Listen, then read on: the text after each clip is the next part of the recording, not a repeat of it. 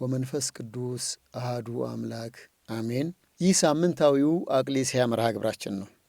በአቅሌስያ መርሃ ግብራችን በኢትዮጵያ ኦርቶዶክስ ተዋሕዶ ቤተክርስቲያን የአብያተ ክርስቲያናትና ገዳማትን ታሪክ እንዲሁም የአብነት ትምህርት ቤትን የትምህርት አሰጣጥና መምህራንን ሕይወት የምናይበት መርሃ ግብር ነው። በዛሬው የአቅሌስያ መርሃ ግብራችን በኢትዮጵያ ኦርቶዶክስ ተዋሕዶ ቤተክርስቲያን በቅኔ መምህርነትና አዋቂነታቸው ከሚነገርላቸው መሃል አንዱን የአለቃ ጥበቡ ገሜ ባቲን ታሪክ ይዘን ቀርበናል። ቆይታችሁ ከእኛ ጋር እንዲሆን በታላቅ አክብሮት ጋበዝናችሁ። በኢትዮጵያ ኦርቶዶክስ ተዋሕዶ ቤተክርስቲያን ከገዳማት ሌላ መካነ ቅድስና ሆነው ለሀገርና ትውልድ በጸሎት የሚማልዱ በሥነ ምግባር ፍቅረ ሀገርና ዕውቀት የታነጸ ትውልድን የሚያፈሩ የዕውቀት ማዕከላት የአብነት ትምህርት ቤቶች ናቸው። በአብነት ትምህርት ቤት ያለፈ ሁሉ ልቡ ፍጹም የእግዚአብሔር ማደሪያ ነው ባንልም በቀድሞ ዘመን የነበሩ አበው መምህራን በበዛው ዕውቀት ከቅድስና ተባብሮላቸው የሚያስተምሩት የእግዚአብሔር ቃልና በተግባር የሚኖሩት ሕይወት እንደ ሰምና ፈትል ተዋህዶ ገንዘብ፣ ሲመት፣ ዝና ባሪያ አድርጎ ያልገዛቸው መምህራን ቁጥራቸው እጅግ ብዙ ነው። በኢትዮጵያ ኦርቶዶክስ ተዋሕዶ ቤተ ክርስቲያን ዘመን ተሻጋሪ ታሪክ ካላቸው አዋቂ የቅኔ መምህራን መሃል አንዱ አለቃ ጥበቡ ገሜ ባቲ ናቸው።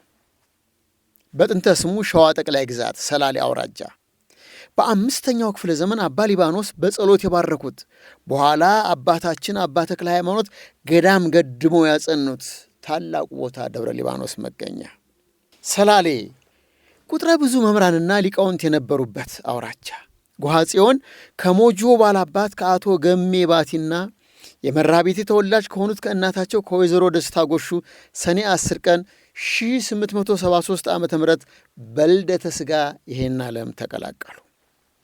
ንባብና ዜማም በሀገራቸው ተምረው ወደ ጎጃም ዲማ ጊዮርጊስ በመሄድ ከመምህር ወልደ ጊዮርጊስ ቅኔን ተቀይተው ከመልአከ ገነት ክፍሌ ዘንድ የብሉያት ትርጓሜን ጠንቅቀው ተምረዋል። በመቀጠልም ወደ ደብረ ድማህ በመመለስ ከቀድሞ መምህራቸው ቅኔን ከነአገባቡ ተምረው አጠናቀዋል። አለቃ ጥበቡ ገሜ የትምህርት ጥማታቸውን ለማርካት ወደ ወሎ ጠቅላይ ግዛት በመሄድ የእጁ መድኃኔ ዓለም ከታላቁ ሊቅ መምህር ተክሌ ዘንድ እንደገና ቅኔን ከነአገባቡ ጠንቅቀው ተምረው ለሁለተኛ ጊዜ ካስመሰከሩ በኋላ ወደ ሰቆጣ በመሄድ ከአለቃ መኮንን ቅኔን ከነአገባቡ ትርጓሜ ሐዲሳት ፍትሐ ነገሥት ትርጓሜን ተምረዋል። በመቀጠልም ወደ ላስታ በመመለስ ከአለቃ ወልደ ኢየሱስ ዘንድ እንጅፋት ማርያም፣ ገለሶት ከአለቃ ወልደ ማርያም ዘንድ ቅኔን ከነዘርፈ ብዙ አገባቡ የተማሩ ሲሆን በዚሁ በላስታ የዜማ ትምህርታቸውን ተምረው አጠናቀቁ። ላስታ ነአኩቶ ለአብ ከመምህር ወልደ ኪዳን የኋላው ብፁዕ አቡነ ይስሐቅ ዘንድ መጽሐፈ መነኮሳትን ሃይማኖተ አበው ትርጓሜን ተምረው አጠናቀዋል። ገረገራ ኩሪሳ ማርያም ከመምህር ደስታ የኋላው ብፁዕ አቡነ አብርሃም ጋር የቀራቸውን የመጽሐፍት ትምህርት ተምረው ምስጢራት ካደላደሉ በኋላ ወደ መምህርነት ተሰማርተዋል። ምንጭ ጥቂቶቹን የኢትዮጵያ ሊቃውንቶች ለማስታወስ ያህል የአለቃ ጥበቡ ገሜ የሕይወት ታሪክ ዓመተ ምሕረት ያልተጠቀሰበት የስመ ጥሩ ቅኔ ባለሙያ ደቀ መዛሙርት ከነበሩት እስከ አምባሳደር አታቼ ድረስ በመድረስ ሀገራቸውን ያገለግሉት ሊቀ ሕሩያን ቀሲስ አሰፋ ሀብተ ሚካኤል ስለ መምህራቸው የቀለም አባታቸው አለቃ ጥበቡ ገሜ ይሄን ነገሩን። የቅኔ መምህሬ አለቃ ጥበቡ ገሜ ይባሉ ነበር። ትውልዳቸው ጎሐጽዮን እንደሆነ እረዳለሁ። ምክንያቱም አንደኛ እሳቸውን የማውቀው ከልጅነቴ ጀምሮ ነው። ምክንያቱም የተወለድኩበት ሀገር ነው። እሳቸው በቅኔ መምህርነት የቆዩ ቅኔ መምህርነት ብቻ ሳይሆን የወዳሴ ማርያም አንድምታ፣ የቅዳሴ ማርያም አንድምታ፣ መዝሙረ ዳዊት፣ ብሉያትን 14ቱ ቅዳሴ እነዚህን በአንድምታ ያስተምሩ ነበር ከቅኔ በተጨማሪ ማለት ነው። እና እኔ እዛ ተወልጄ ያደግኩ ስለሆነ እዛ እሳቸው የሚያስተምሩበት ስለ መድኃኔ ዓለም ከልጅነት ጀምሮ አውቃቸዋለሁ፣ ገና ቅኔ ቤት ሳልገባ ማለት ነው። እና በዚህ አይነት ነው ማውቃቸው የነበረው። ሌላው የአለቃ ጥበቡ ተማሪ ስለ መምህራቸው እንዴት እንዳወቋቸውና ወደ ጉባኤው እንዴት እንደተቀላቀሉ ይሄን ያስታውሳሉ። መሪ ጌታ ደምሴ ዳዲ አለቃ ጥበቡ ገሜን የማውቀው እሳቸው የሄድኩት 54 በሐምሌ ወር ነው የሄድኩት።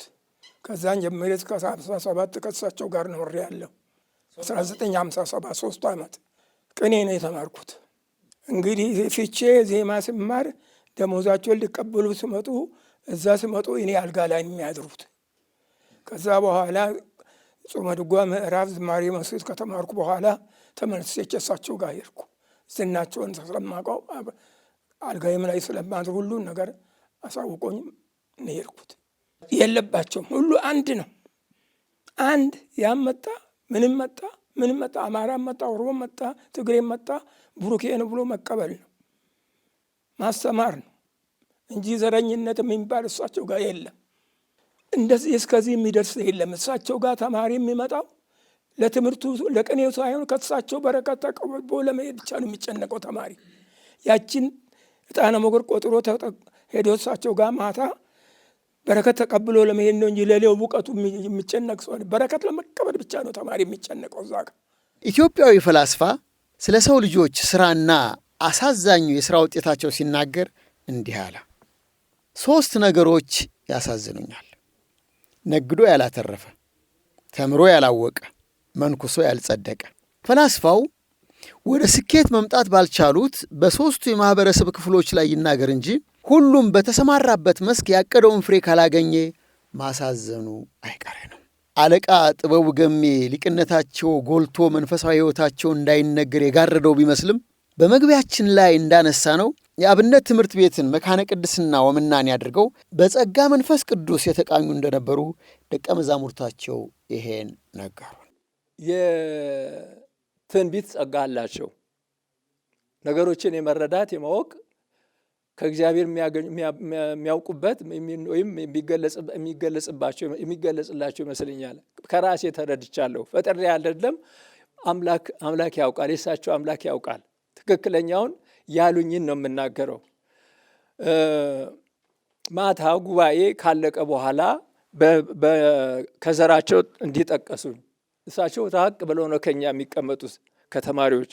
ተማሪው ፊት ለፊት ነው የምንቀመጠው። እሳቸው ፊት ለፊታችን ትንሽ ራቅ ብለው የብሳና ዛፍ አለ ትልቅ፣ የእሳቸው መቀመጫ እዛ ስር አለ። እዛ ሆኖ ነው ጉባኤውን የሚያካሄዱት። ጉባኤው ካለቀ በኋላ እንትናቸው ጠቀሱኝና ወደ እሳቸው ሄድኩ። ሲሄድ ምን አሉኝ? እንደ ቀልድ አስመስለው ሌሊት የምትጎርሰው ነገር ምንድን ነው አሉኝ። እኔ በዛን ጊዜ አልታወቀኝም። እኔታ ምንም ጎርሰው ነገር የለም አልኳቸው።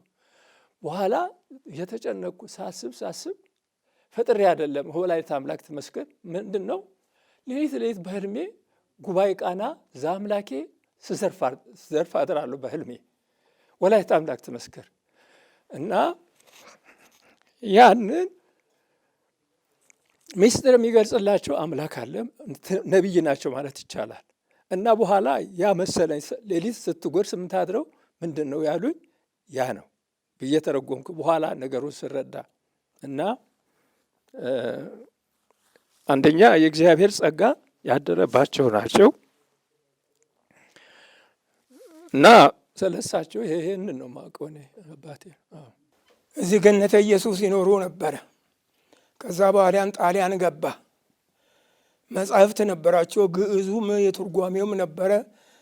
ሽፍታው በየጫካው ስራ አስቸገረ። ከሳጥን ገዝተው በሬሳ ሳጥን መጽሐፋቸውን ሁሉንም ነገር በዛ ከተው ተማሪ ሞቶብኛል ብያሉ ስሬ ይዞት ሄዶ ሽፍታ ሁሉ ሸኛቸው። ንብረታቸውን ይዞ ሰላሌ ገቡ። ዛፍ ስሬ መድኃኔዓለም። ከዛ በኋላ የእሳቸውን ትንቢት የሚያውቅ የራስ ካሳ አሽከር ነበረ። ተነስቶ ሄደና የኔታ ንጉሱ ይመጣሉ አይመጡም ብሎ ጠየቃቸው። ለ5 ደቂቃ ወደ መሬት አቀርቅረው ባላገር የምትጠይቅ አተኝተኝ ጠየቀኝ፣ መምጣት ይመጡልሃል፣ ኢትዮጵያን ይክቧታል፣ መልሶ ይንዷታል። 1953 ዓ ም ወርሃ ታኅሳስ በሀገራችን የነበረው አብዮትና የአለቃ ጥበቡ ገሜ ትንቢት ምን ይመስል ነበር? ከዚህ በኋላ ደግሞ መንግስቱ ነዋይ በጃንሆይን ግልበጣ ሲያካሂድ ተነስቶ ያ ሰውዬ ሮጦ ሄደ። እንዴት ንጉሱ ነገር የኔታ ብሎ በጠየቃ ይህ መንግስቱ አይጎዳቸውም፣ ከዚህ ቀጥሎ የሚመጣ መንግስቱ ነው የሚጎዳቸው። ከሁለተኛ መንግስቱ በኋላ በኢትዮጵያ ላይ ያለው መከራ አይገፋም አሉ። እርግማን ያነሰው ሰው ወገን አልባ የእግዚአብሔር ባሪያዎችን የኃይሉ ማሳያ ያደርጋቸዋል። በእግዚአብሔር የሚያምን ሰው እንደ ወንጌል ቃል ጠላቶቻችሁን ውደዱ ነው የሚለው ቃል። ብዙ አሁን ቅድም የተገለጸው አባባል አለ። ብዙ ችግር ያደረሱባቸውን ወደ እግዚአብሔር ሰጥተው እግዚአብሔር ተበቅሎላቸዋል። ቤታቸውን አቃጥለውባቸው ያንን እግዚአብሔር ተበቅሎ እንደተበቀለላቸው ነው የማውቀው። ቤታቸው ደግሞ መጻሕፍታቸው ይሄ ሁሉ የጻፉት ሁሉ እዛ ጠላቱ እሳቱ በለኮሰባቸው ያው እንቅጥ ብሎ ተቃጠለ። የአውራጃው የፊቼ አውራጃው ዳኛ ወረደና ፈርሳታ አውጫጭኝ ቢባል እናቋቁም አለ። ባላገር ሄድ መድኃኔዓለም ያወጣዋል አሉና አሰናበቱት። የእሳቸውን ቤት ያቃጠለው 3 ሆነው በቆጫ ላይ እንደተቀመጡ አንዱ መጥቶ በቦምብ ከወገቡ በላይ ጥረገርጉት ሄዶ በወሩ በዛ በእሳቸውን ቤት ባቃጠለ ቀን ከዛ በኋላ ተረቃቅሞ መጥቶ ያውላችሁ የመድኃኔዓለም አውጫጭኝ ወጣ ብሎ ለሕዝቡ ተናገሩ።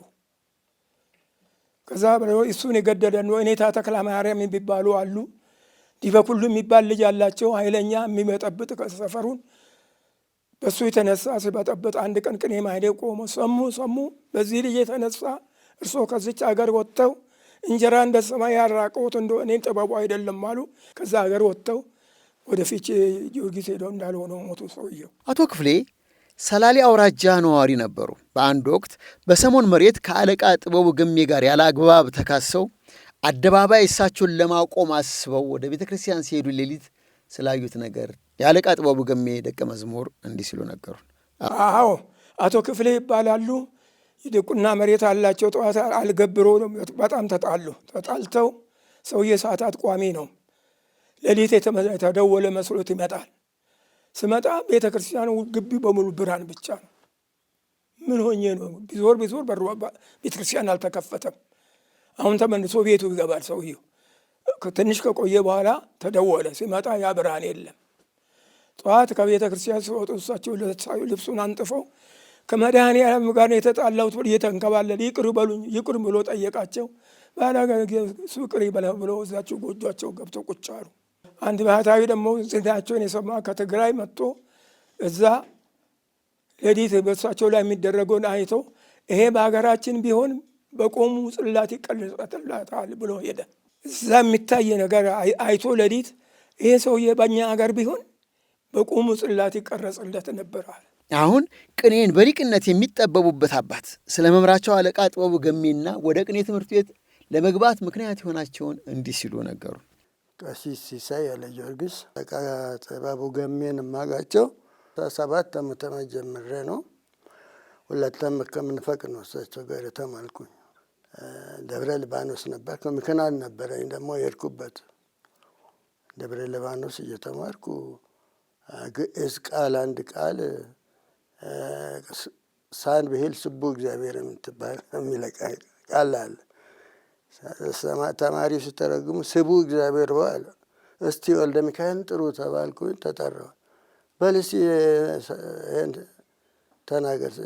ሳን ብሌ ስቡ እግዚአብሔር አልኩኝ። ግዕዝ አልችልማ። በዚህ ተናድጄ እሳቸው ጋር ሄድኩና ቅኔን ተምሬ ተመልሼ ወደ ደብረ ሊባኖስ ተመለስኩ። በዛ ምክንያት ነው ሄድኩኝ። ዘንባባ ይጸራሉ፣ ከዛ አይወጡም፣ ሰውን አያስቀይሙ። በጣም ደስ የሚል ነው እንትናቸው። ቅኔን ለመናገር ስንሄድ ነው እሳቸው ጋር የምንቀርበው እንጂ ከእሳቸው ጋር የሚገናኝ የለም። እሳቸው ለብቻቸው ነው የሚኖሩት። ቅኔ ቆጥረን ለማሰረፍ ስንሄድ እንትን እየሰሩ እዛ ቁጭ ብሎ ያርሙልናል። መልካም ነው ይሉናል። ወደ እንመለሳለን። ብትናቸው እንግዲህ ያው ከዛች ከጎጆ ሰሌን መስራቱ ሌላ የለም። ከዛች ማስተማር ሙሉ ቀን ማስተማር ነው። ሌላ ነገር የላቸው። መንደር አይሄድ ምን አይነት ከዛች ከጎጆ አይወጡም። እንግዲህ እሳቸው ከዛች ያወጡ ተስካርም ትልቅ ሰው ካልሆነ በቀር አይሄዱም። ተማሪም እስከዚህ የሚጣላ የለም እሳቸው ጋር በረከተ ለመቃበል ተማሪ አካባቢ እንግዲህ ተማሪው ስለበዛ ካህናቱ መክፈልቱ ምናምኑ ስለመልበባቸው ደስ አይላቸውም። ባይላቸውም እዛው ኖረዋል። እሳቸው ይህም ቤት መቃጠል የበቃ በዚህ ምክንያት ነው። ሰው እንደ አይን ብናያቸው ነው የሚያያቸው። እሳቸው እየሄዱን ሰላምተው ከዛች ገጎቹ አይወጡም መቼም ቤተ ክርስቲያን ሄደው ሲመለሱ ነው እንጂ እስከዚህ ወደ ህብረተሰቡ አይገቡም። ከዛች ገጎቹ አይወጡም። አለቃ ጥበቡ ከነበራቸው መንፈሳዊ ሕይወት ወደ ጵጵስና ሲመት እንዲመጡ ሲታጩ የነበረውን ሁኔታ ደቀ መዛሙርታቸው እንዲህ ያስታውሱታል። ጃንሆይ አስጠርተዋቸው ጳጳስ ልናደርገዎት ነው ብለው ሲነግሯቸው አይ እኔ ጳጳስ ሆኜ ማን ሊያስተምር ነው ልጆቼን ብለው አልፈልግም ብለው ወደ ማስተማር ቦታቸው ተመልሰዋል። ይሄ እንግዲህ ምናኔ ነው እና ስለዚህ መንፈሳዊነታቸው በዚህ ይገለጻል። የጵጵስና ንጉሱ ጋር እንደ ዛሬ አይደለም፣ እጣ ነው የሚጣለው አሉ። እጣው ሁልጊዜ እሳቸው ነው የሚወጣው፣ ሁልጊዜ እሳቸው ነው የሚወጣው። ከዛ መጡ ተጠርተው አለቃ አቡነ ቴዎፍሎስ የቅድስት ሥላሴ አለቃ ነበሩ። እዛ ማረፊያ የአቡነ ቴዎፍሎስ ቤት አለ። እዛ እንዲያሩ ተታዘዙ። ማታ ሬዲዮ እነከሌ ግብፅ ሊወርዱ ነው ጵጵስና ሊያመጡ ሲሉ እሳቸው ይሰማሉ። አይ ባላገር አሉ። ልክ 8 ሰዓት ሲሆን የእሳቸውን ካባ ለተማሪ ሰጥቶ የተማሪው ደበሎ ይለብሱና በመስኮት ዘለው ወጥተው በ12 ሰዓት ጫንጮ ተገኙ። ንጉሱ ሲመጡ የሉም። ክበቡ ተባለ። ሰራራውን ጦጦ ያዟቸው አንተሳቸው በ6 ሰዓት ስለ ገብቶ ቁጭ አሉ። ቀረ። ከዛን በኋላ ንጉሱ የእሳቸው ባሉበት ጳጳስ ሁለተኛ ስማቸው ሲዝ እንዳይገቡ ተከለከሉ። በአንድ ወቅት በሸዋ ያሉ መምህራን የአለቃ ጥበቡ ገሜን ታዋቂነት በመጠቀም የደመወዝ ጭማሪ ለማስጨመር ሲነሱ አለቃ ጥበቡ ገሜ ምን እንዳሏቸውና የሆነውንም እንዲህ ሲሉ ደቀ መዝሙራቸው እንዲህ ነገሩ። ፊቼ የሚባል የሰላሌና የመራቤቴ አውራጃ ነው። የመራቤቴም የደራም አገር ተሰብስበው መጥተው እርሶ ንጉሱ ጋር ይታወቃሉ፣ ንጉሱ ጋር አብረን ሄደን ደሞዝ እናስጨምር እርሶን ይዘናላችሁ አላቸው። አይ ባላገር ይሄንኑ ያቆይላችሁ አላቸው። በሁለተኛ ወር የእሳቸው ስሳ ነበረ 30 40 20 30 15 አርጎ ቀናንሶ አለቃ ልሳነ ወርቅ የሚባሉ የካ ሚካኤል አለቃ ነበሩ። ስራ አስኪያጅ ሆኖ ቤተ ክህነት እዚህ ደሞዛቸው ሁሉ ቀናንሶ ቁጭ አሉ። በሁለተኛ ወር እዛ ተገናኙ። ባላገር ያልተጨመረላቸው ተባሏቸው። መንፈሳዊ ሕይወታቸው በጣም የጸና ነው። ይህም በምን ይታወቃል? ትምህርት እያስተማሩ ከእጃቸው ሰሌን አይጠፋም። ሰሌን እየሰሩ ለመገነዣ ይሸጥ ነበር። ይሸጥና ያ ተቀምጦ ለራሳቸው አይደለም የውለው መቀበሪያ መገነዣ ደግሞ ገንዘብ ያን መግዛት የማይችል በነፃ ይሰጡ ነበር እንዲገነዝበት። ይሄ ራሱ አንድ መንፈሳዊነት ነው። በሌላ በኩል ያንን የሚሰሩትን ሰሌን ተሸጦ ያስቀምጡና ቤተ ክርስቲያን ያሳድሱበት ነበር። አንዳንድ የጎደሉ ነገሮችን ያሟሉ ነበር። አሁን ጓጽዮን የምትባል ጓጽዮን ማርያም የምትባል ጽዮን ማርያም አለች። ለእሷ ሁልጊዜ አልባሳት ንዋየ ቅድሳት እየገዙ ይልካሉ። እንደገና እዛ ላሉበት ደብር ለስሬ መድኃኔ ዓለም ምን ያደርጋሉ? በፊት ራሱ መቅደሱ ባለ 3 እንትን ነው። ቅድስት ማነው? መቅደስ፣ ቅድስት፣ ቅኔ ማህሌት ነው። ድሮ አፈር ነበር ውስጡ። ያንን ቅድስቱንና ቅኔ ማህሌቱን ጣውላ እንዲሆን ያደረጉት እሳቸው ናቸው። ይሄ ብቻ አይደለም። መስኮቱ በር የለውም ነበር። መስኮቱን የገጠሙለት እሳቸው ናቸው። ይህን እየሰሩ ሰሌን እየሰሩ ዙሪያው ይሄ መዞሪያው ላይ ደረጃው ላይ ይሄ ከግርግዳው ቀጥሎ መዞሪያው አለ አይደለ? እሱ ባዶ ነበር። እሱን ሁሉ ቆርቆሮ ያደረጉት እሳቸው ነበር። ድሮ ተማሪ ቅኔ ማታ ሲዘረፍ ውጪ ላይ ነበር፣ ሜዳ ላይ ነበር።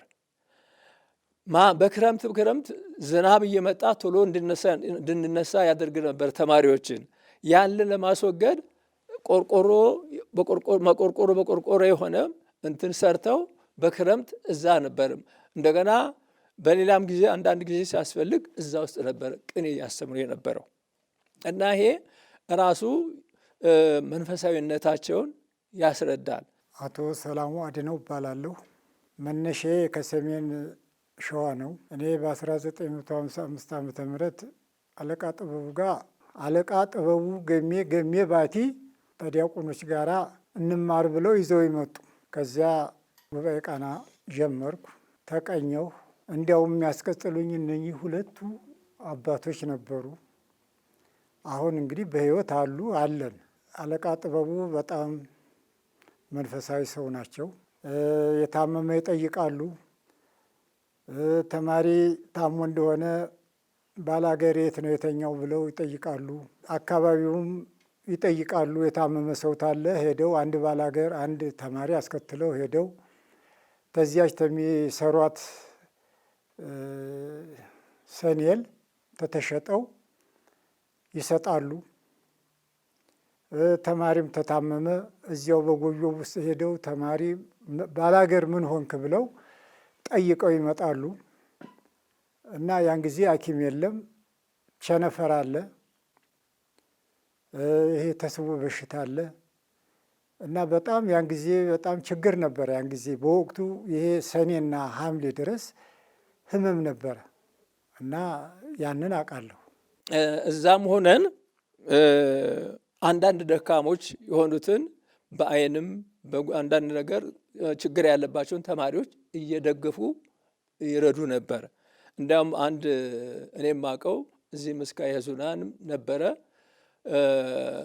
እኛ አየለ ነበር የምንለው፣ በኋላ ስሙ ተቀይሮ ተስፋ ሚካኤል ተብሎ ነበረ ስሙ። በቃ እንደ ሕፃን አብሮ ያጫውቱት ነበር። በሳቸው ደረጃ ሆነው ያሳስቃል፣ እሱ ደግሞ ያስቃቸዋል። እንደዛ በቃ ትህትናቸው፣ መንፈሳዊነታቸው ይሄን ኩራት የለባቸው፣ አይኮሩም። ከተማሪዎቻቸው ጋራ በግልጽ ይናገራሉ እና እንደ መንፈሳዊነታቸው በጣም ከመጠን በላይ የጠበቀ ነው። ይህ ብቻ አይደለም መንፈሳዊነታቸውን የሚገልጸው። ቀዳማዊ አፄ ኃይለ ሥላሴ ለሀገር ነጻነት በተባበሩት መንግስታት ፊት አቤቱታ ለማቅረብ ወደ ውጭ በሄዱ ጊዜ አለቃ ጥበቡ የነበራቸውን ሐዘንና የተናገሩትንም ደቀ መዝሙራቸው እንዲህ ሲሉ ነገሩ። ትርጓሜ ሲተረጉሙ አይቴ ውእቱ ዘተካስ ኃይልከ ዘመሃልከ ለዳዊት ገብርከ የሚለውን ሲተረጉሙ ለንጉሱ ዘመን ስደት ተሰምቷቸው እንባቸው ወርዶ ልብሳቸውን ዘልቆ ጫማቸው ውስጥ ገባ። ንጉሱ ምን አልታወቅም፣ ወደ መጡ ወደ አገራቸው። መንፈሳዊ ሕይወታቸው አስተማሩ፣ ገባን። ዘላለም ማዘን ብቻ ነው። ማዘን እንደመጨረሻ ሲያዝኑ ምንድን ነው የዛሬ ያለው እየታያቸው ከኃይለ ሥላሴ ያስቀድመኝ ይሉ ነበር። ከኃይለ ሥላሴ ያስቀድመኝ ይሉ ነበር ሁልጊዜ። ያው እሳቸው 65 ሐምሌ 25 አረፉ። ነገሩ ከኋላ መጡና ሊጠይቋቸው እንኳን ለአገርዎት እግዚአብሔር አበቃዎት አሏቸው። ስነጋገር ባላገር እንዴት ባላገር ይሉኛል አሏቸው። እንደ የሀገር አባት ቢሆኑ ተመልሶ የመጡ አሏቸው። የሀገር አባት ቢሆኑ አይደለም ወይ መጡ አሉና ወይ መማር ብሎ በጣም ራሳቸውን ነቀነቁ ይባላል ንጉሱ። የዕለቱን አቅሌስያ መርሃ ግብራችንን ስናጠናቀቅ የዚህን ቀሪ ክፍል በቀጣዩ ሳምንት እንድትከታተሉን በታላቅ አክብሮት በመጋበዝ ነው።